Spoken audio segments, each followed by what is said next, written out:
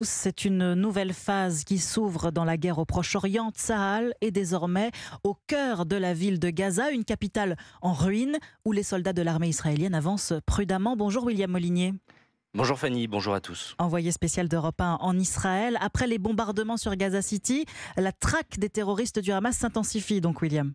Oui, c'est le début de ce qu'on appelle le combat urbain dans une ville aux mille caches et recoins. Le moindre immeuble éventré est un poste d'observation idéal et de tir pour les snipers. Mètre après mètre, les soldats de Tsahal vont reprendre la surface de Gaza City avant de tenter de contrôler les souterrains.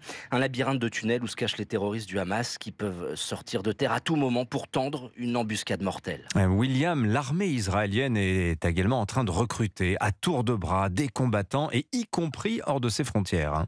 Oui, Tsahal a besoin de se transformer pour occuper massivement et dans le temps la bande de Gaza. Elle doit donc séduire au-delà de ses propres réservistes. Goots, c'est un Français de 19 ans que j'ai rencontré et qui va justement suivre un programme de présélection pour les étrangers.